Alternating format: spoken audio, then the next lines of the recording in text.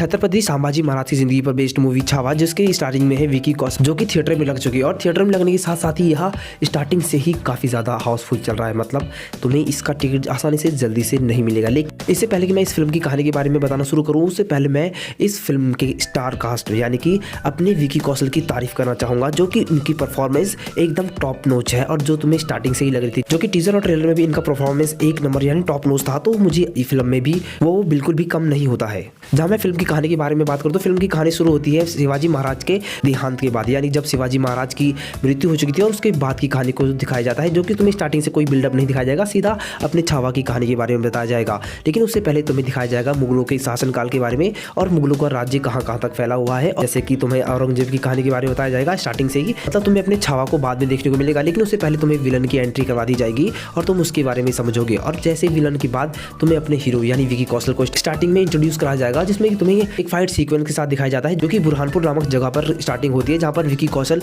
यानी छावा अपने मराठा साम्राज्य के होने का प्रमाण देने आता है। मतलब कि वह मुगलों को बता रहा है कि इस मराठा साम्राज्य में भले ही शिवाजी महाराज की मृत्यु हो चुकी है या उनका देहांत हो चुका है, लेकिन अभी भी मराठा साम्राज्य जिंदा है, जिसमें कि इसकी राजगद्दी पर बैठे हैं अपने छावा यानी संभाजी महाराज। और जिसके साथ ही तुम्हें फिल्म के बारे में सुनाया जाएगा और फिल्म की कहानी तुम्हें स्टार्टिंग से एंड तक अपने छावा के बारे में बताया जाता है कि वह किस तरह से बुरहानपुर नामक जगह पर अटैक करता है और वहाँ के सारे खजानों को लूट कर वहाँ के पूरे गांव को तहस नहस करने के बाद औरंगजेब को ललकारता है कि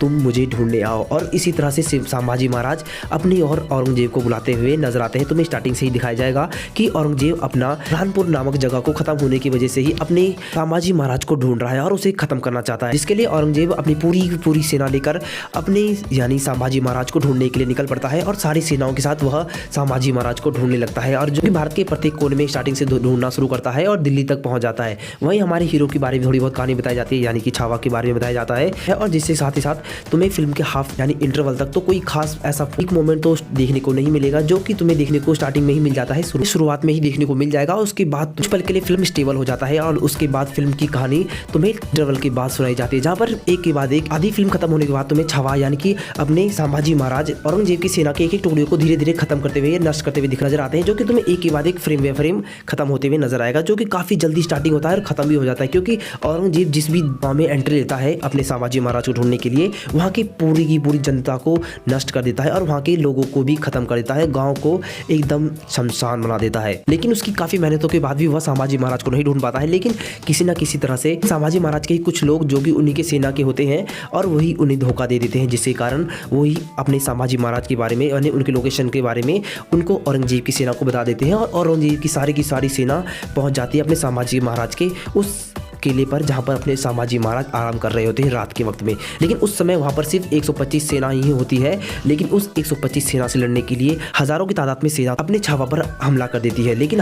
अपना छावा काफी समय तक लड़ता रहता है और उनके सारे के सारे सेनापति और सफाई वगैरह मरने के बाद यानी कि खत्म हो जाते हैं, लेकिन और अंत में अपना छावा बच जाता है और जिसे कैद करके वह औरंगजेब के पास उन्हें ले जाते हैं। लेकिन सच कहूं तो इस मोमेंट पे तुम्हें एक के बाद एक गूज बम्स आते रहेंगे, तुम्हारे शरीर का एक एक हिस्सा उस वक्त गुदगुदाने लगेगा जिस वक्त तुम्हें अपने विकी कौशल चीखते हुए मतलब चिल्लाते हुए नजर आते हैं, जहां पर वो अपने औरंगजेब की सेना के ऊपर काफी खतरनाक तरह से भारी पड़ते हैं और उनके प्रत्येक व्यक्ति को एक एक करके काटते रहते हैं। लेकिन फिर भी वह उन सभी के हाथों पकड़े ही जाते हैं और उसके बाद अपने औरंगजेब की क्रूरता को यहाँ पर देखने को मिलता है, जहाँ पर अपने अंत में संभाजी महाराज को बांध करके उनके शरीर पर चोट लगाए जाते हैं, उनके नाखून उखाड़े जाते हैं, उनके शरीर पर चोट में नमक लगाया जाता है, साथ ही साथ उनकी आंखों तक में गर्म सरिया डाल दिया जाता है और उसके बाद उनकी जवान को नोच लिया जाता है। लेकिन इसके बावजूद भी अपने संभाजी महाराज उसके सामने नहीं झुकते हैं और इसी के साथ ही अपने संभाजी महाराज की मृत्यु हो जाती है। लेकिन औरंगजेब का वह सपना बिल्कुल भी पूरा नहीं हो पाता है कि वह अपने सामने घुटनों पे टेकेगा, लेकिन इसके कारण वह